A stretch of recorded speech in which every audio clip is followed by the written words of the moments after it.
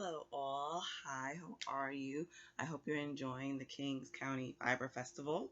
I wish I was there with you. Um, my name is Regine Sawyer, and I am the coordinator and founder of the Women in Comics Collective International. I'm also a writer and publisher, a comic book publisher at that, and I'm also an avid crocheter. I love to crochet. It's my favorite pastime. I've been crocheting for, oh Lord, I'm dating myself, probably about 30 years, even though I don't look like it. But I love doing it. My mother taught me how, and over the last, I want to say 3 to 4 years, I've been making scarves, hats, the whole gamut, under a company called Stitches and Yarn.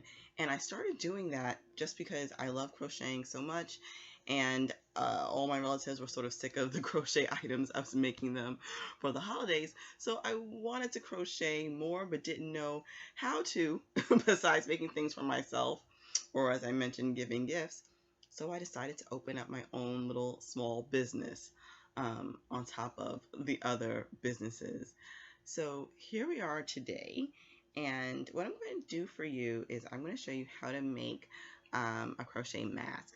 Now, I've been making these masks since the pandemic started back in March, 5,000 years ago. But I've been making these masks, and I started making them just sort of to pass the time while being here at home during quarantine, and I started doing videos on IG just to sort of lift folks' spirits and, also teach them a skill, as well as give them something that will help them protect themselves as well as their communities. So the mask that I started making originally is a rectangular mask, and I'll show you an example in a minute. But I started making this mask, and the way I started making it, I wanted it to be easy. I wanted it to be quick. There's a couple of variations of masks that I do. There's also a round mask that I do as well. But this one is really quick. It's concise, and you put it on your face and you can just go. Now, also what makes this mask unique is that it's not only a one layered mask, it has two layers. And that second layer is actually a pocket that you can put a filter in, which I'm so excited to show you. But before I get started showing you how I make the mask, I'm also going to show you a few different yarns that I use, because I don't just use a regular material such as acrylic or nylon. Even though you can absolutely use those things, it's really important that you use something that is breathable and protective. Typically, people have been using cotton to make their masks because cotton is a very breathable fiber. But I had discovered early on during the pandemic that there are other types of fiber that are antibacterial, antimicrobial, and also very breathable. So those three items are, or I should say fibers, are bamboo, hemp, and actually wool. Now, wool is breathable, but wool is hot. Now that we're coming into fall and winter, I mean, a wool mask probably would fly, but it also will still be pretty warm. Maybe when it gets super, super cold, I'll wear a wool mask, but in the meantime, I'm going to stick to hemp and bamboo. And of course, cotton is great, it is breathable, but it's not antimicrobial, antibacterial. And that just simply means that if any bacteria gets into your mask, it doesn't want to live there. It's not a habitable place for bacteria to grow. So that's what's really great about those three fibers. And again, that's bamboo, wool, and hemp. So during the pandemic, I bought some different yarns, and I'm going to show you a few of them now. These particular yarns are all bamboo, and I'm just going to pile them on. All bamboo cotton blends, but it's majority bamboo. Now this brand is Bamboo Pop, and this is their sock yarn, and it's super cute. So colorful. Oh my gosh, so colorful. And also it has a little bit of elastic to it. It's a little bit of a bounce, and we kind of want that because we want to be able to stretch a mask across our faces. And the yarn that I'll be using today is the bamboo sock red stripe yarn, so that's what I'll be using. But I did want to show you just a few of the different colors, and also there are some others that I have here as well. I have a hemp, and this is by a company called Lang. And hemp is very interesting because it's almost like working with grass. Like it feels like grass. It feels grassy, and of course this is green, so it looks grassy. But as you use it, it softens. Like the oils and the warmth from your hand starts to soften the yarn. So it actually works well as you're stretching it across the face. So this is 100% hemp. And you can also get some hemp blends, hemp blended with cotton. And again, cotton is breathable. So if you are going to get a blended yarn to use for your mask, definitely make sure that it's cotton, not necessarily anything else, because again, this is going to be across your face. You want to be able to breathe deeply and safely. So here we have hemp, and I also have another bamboo cotton blend yarn. It's from a company called Ice Yarns, and Ice has really great yarns. They're very affordable. You can get them on their website, iceyarns.com. But definitely check them out, and they sell it in bulk. So that's what's really, really cool about this. The other yarns that I showed you, I actually get from this really great store up in Boston called Webs. But you can find them at yarns.com, and they have a ton of yarn. Like, it's crazy how much yarn that they have. But that's the store that I was buying from during the pandemic. And, well, we're still in the pandemic. But during the height of it, at least the first wave height, they were still doing mail orders, and I was getting everything relatively quickly, and I can't promote them more than I already am. They're so amazing. And also, I believe if you buy over $60 worth of yarn, you get 25% off. And I think the percentage goes up a bit more as you buy like over $100 of yarn. It's an amazing company. I appreciate them. We love small businesses, right? So again, the yarn that I'm going to use is this bamboo pop sock yarn. Again, it's called Red Stripe, and it's really pretty. I don't know if you guys can see it, but it has some blue and some white, some cream color, and of course the red stripe. It almost gives it almost like this little purplishly effect, and I can't wait to show you what it looks like. So we're going to start it off. We're going to start off with a slip knot. And before I make that slip knot, I'm going to show you which hook I'm using. I'm using a D. I'm using a D hook. And this is from the company Boy. Boy is a very popular, long-time crochet hook company. But let's start that slip knot. So here we're going to start a slip knot. And we're going to crochet about 30 chains.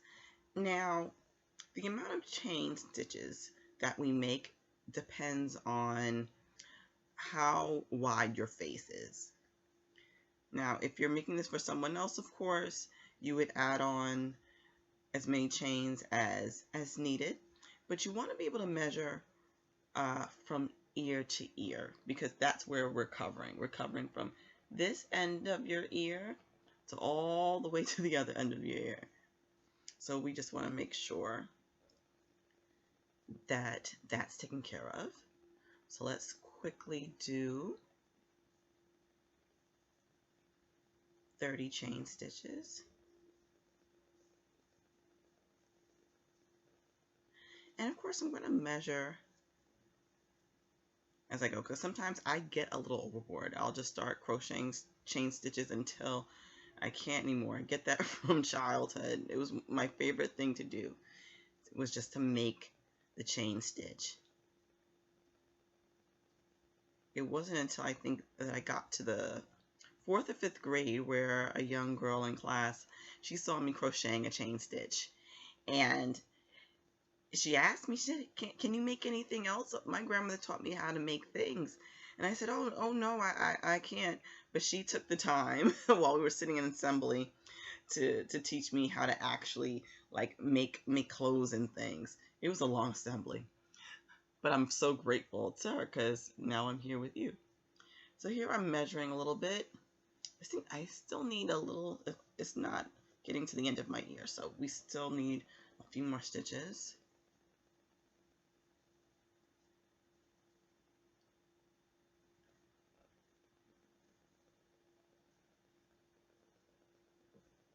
Let's do that. And yeah, we're here. See, we're here from ear to ear. Try to make sure my hook doesn't get caught in my hair. So here we go. So we have our chain stitch, and I'm just smoothing out just a little bit. And again, that's about, it's about 30 stitches. Generally, I'm 30, but depending upon the yarn, sometimes it's a little bit more, depending upon, you know, the weight of the yarn, the thickness and such. So, okay. So what we're going to do is we're going to start doing a second row. And we're simply just going to go down the line, down the chain stitch, and we're going to put a stitch in every single chain.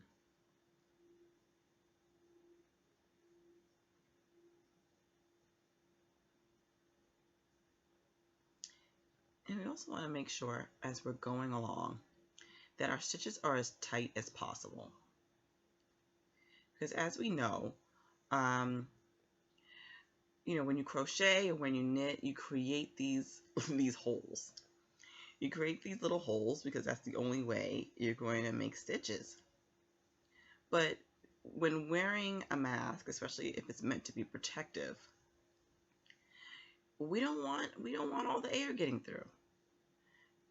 At least we want to decrease that possibility as much as possible.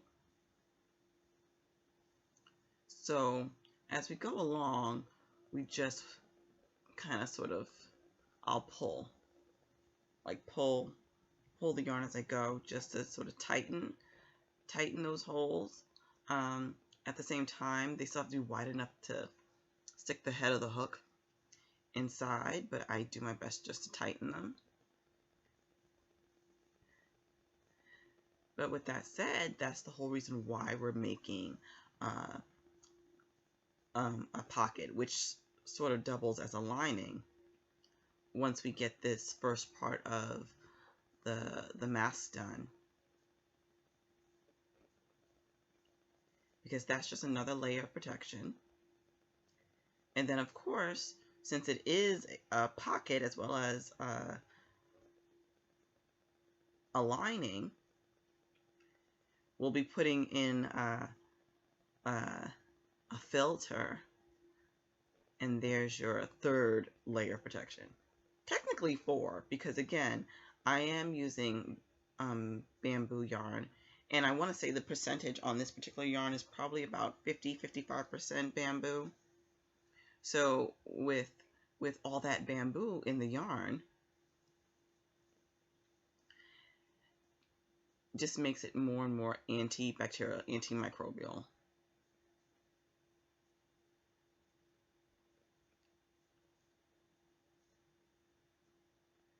Which is highly important under our circumstances.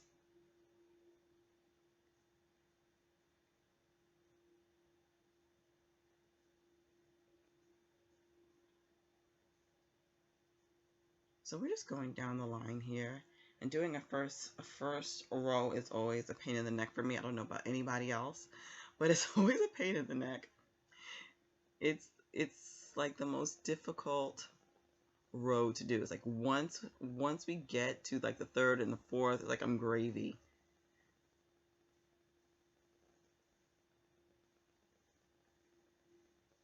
It's like when I tell crochet students, especially children, it's always so funny to hear their reaction once they start doing their first row. That, oh, Miss Regine, it looks so messed up. It looks so naughty. And I say, don't worry, honey, that's how it's supposed to look. or at least, you know, you'll be able to make corrections once you get to your third row. You'll be able to pull them out, or like stretch them out like so, and smooth it out. It'll look much better. Don't worry. So I sort of say that to soothe myself as I'm crocheting my first row, because it's sometimes so painful. Oh my gosh. But it's worth every stitch once you get your result.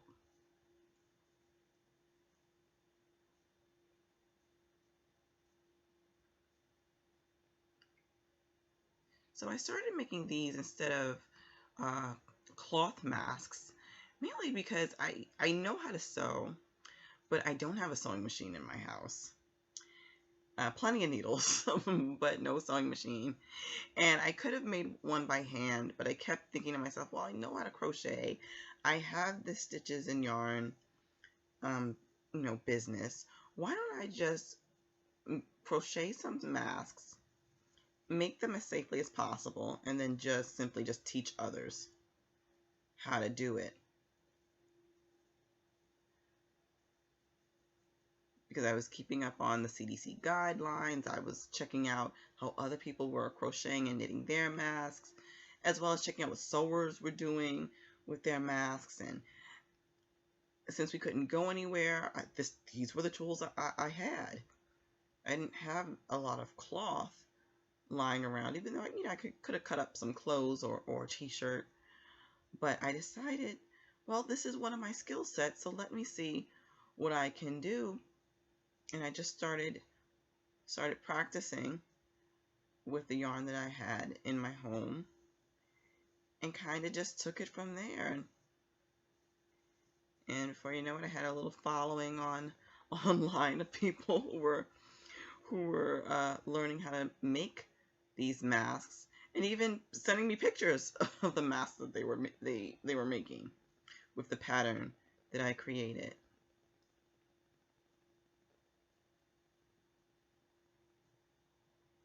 Okay. So we're almost at the home stretch. I like the home stretch, especially when it comes to this first layer, aka first row, aka a pain in my pinky. But again, it's worth it.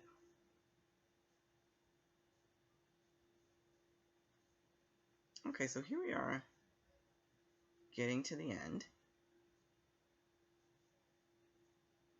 Whew. Whew. This is why people probably sew. But again, I do enjoy doing it once I get past this first row. So here we are with this first row. And what we're simply going to do, and what we're going to continuously do, is just do one row and simply turn it around. We're going to do a turn and flip, and I'm just going to start crocheting the other way. And it really is that simple. And the stitch that I'm using is simply a half stitch. I'm not doing anything fancy. I just want the stitch to be as tight as possible so that the holes won't be as open. So this is what the half stitch will do. If I was doing a single stitch, if I was doing single crochet specifically, the holes will be more open. So that's why I'm only doing a half stitch, aka half crochet.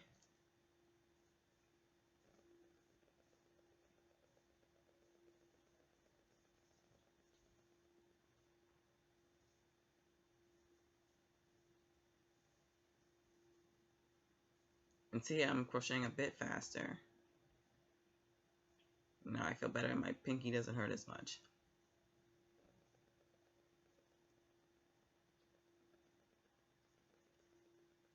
And I'm being very mindful that I don't skip a stitch.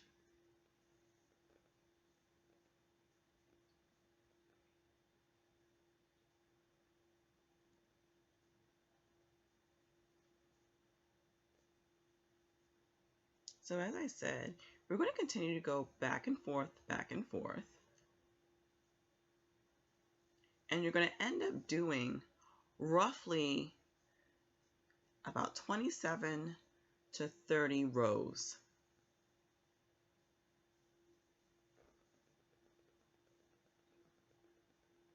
And that really just depends on like the measurement of the bridge of your nose to underneath your chin, because that's what we're covering.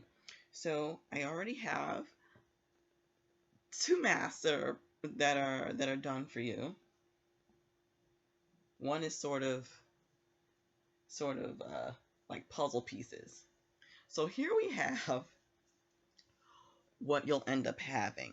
So this is the first part that I started on, this flap here. And this is what's going to cover your nose and your chin.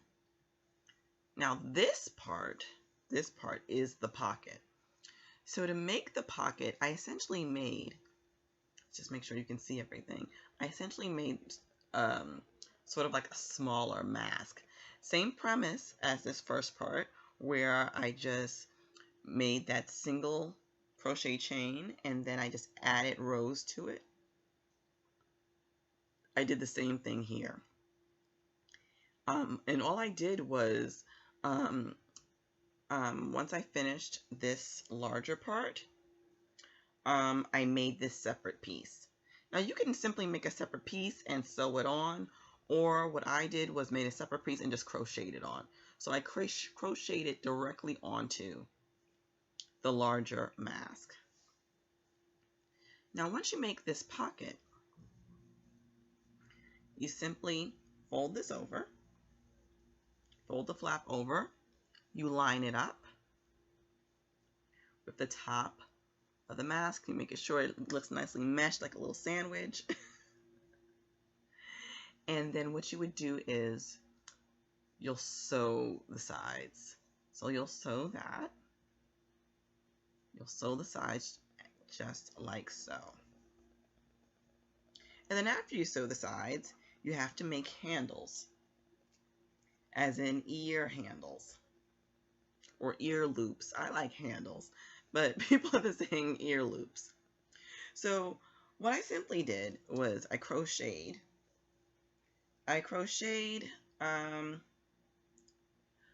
about 40 stitches into this single chain, and I did the same for this one, and I attached them to the sides of the main body of the mask. And the way I attach them is I simply weave them through the sides. So I'm going to show you how I do that.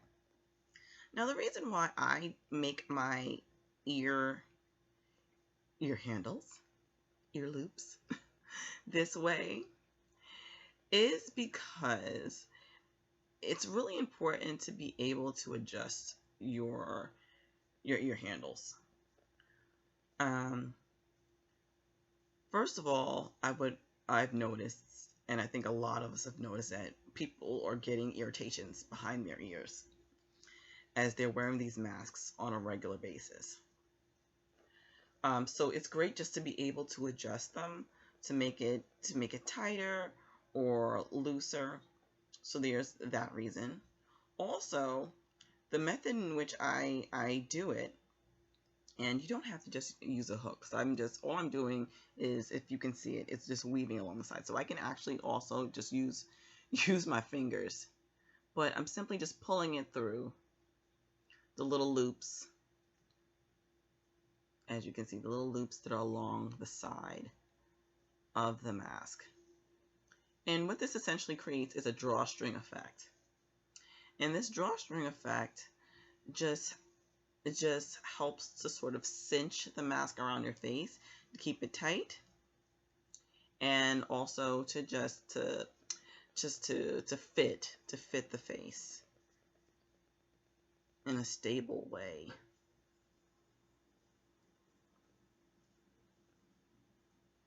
You can also adjust how wide it is on the face, whether if you want it wider or not as wide. You can do that if necessary, because sometimes I find myself having to adjust before I leave the house, after I leave the house. But, you know, if you do it, if you adjust it well, you know, you shouldn't have a problem, but you never know.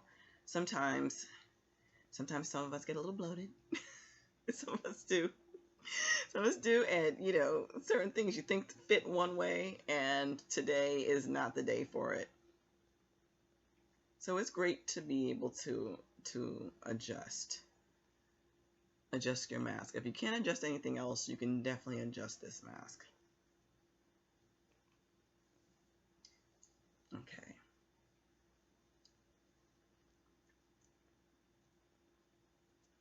Just pull that through.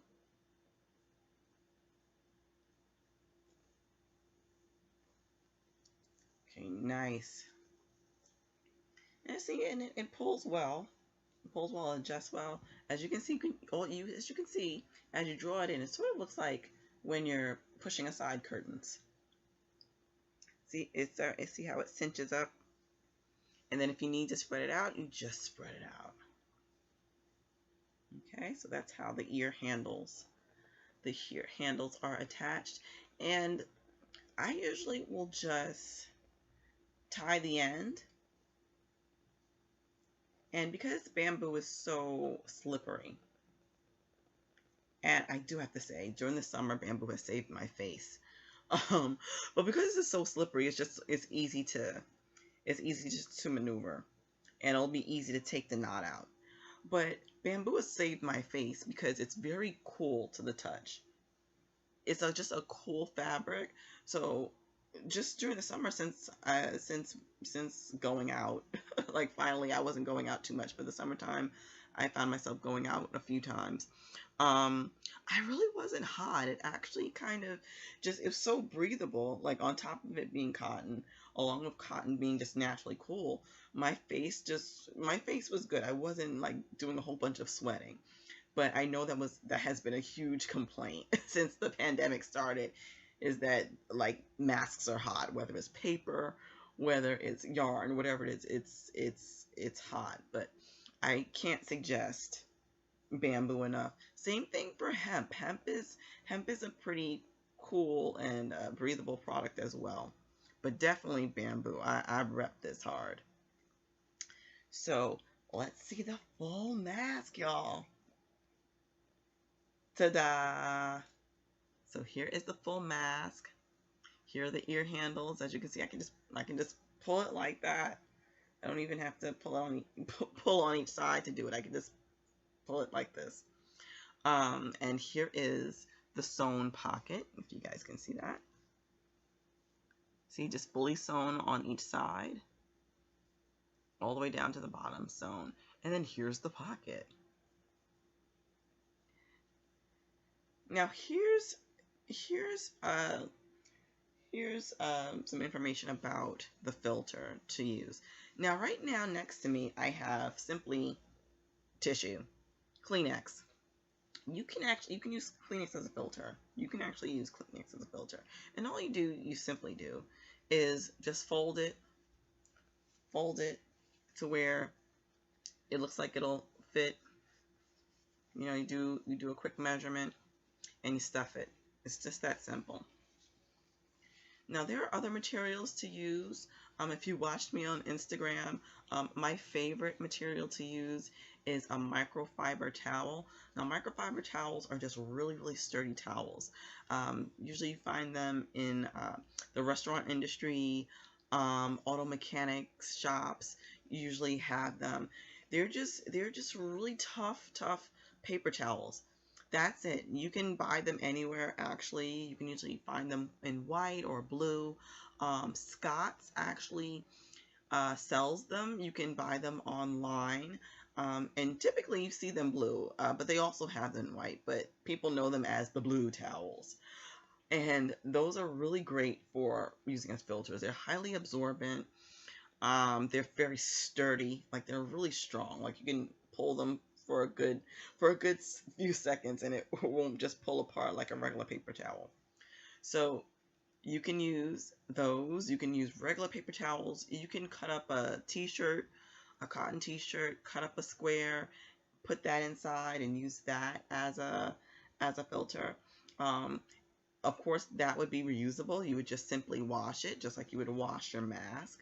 Um, these I mean tissues, when I say these, like these tissues or anything that's like paper, like, of course, dispose of it as soon as you get home from wearing it.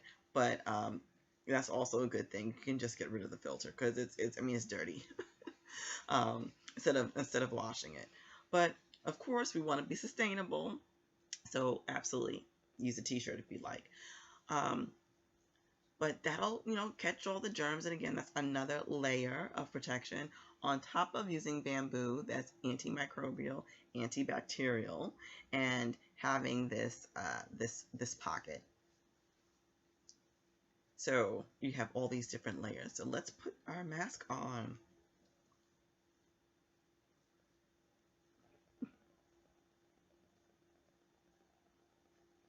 There we go. My hair was in the way. But yeah,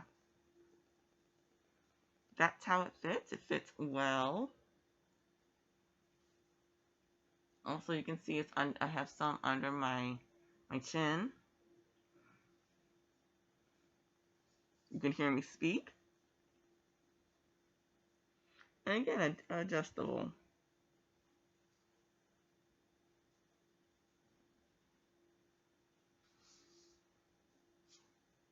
Adjustable and fashionable. And most important, healthy. But yes, so that's our mask. That is our mask. And it doesn't take that long to make. These masks generally take me, let's say, about 3 hours to do. If I just sit down and crochet, probably less, but usually I time it by whatever show I'm streaming. So generally, the shows I'm watching are either 45 minutes to an hour, and by the time I get to the third show, I'm basically done. I'm basically done. But yeah, this is my regular rectangular scarf. I also do some other, excuse me, I said a scarf. Gosh, I do way too many scarves. Way too many. So no matter what I'm crocheting, I always end up calling it a scarf because I make too many scarves.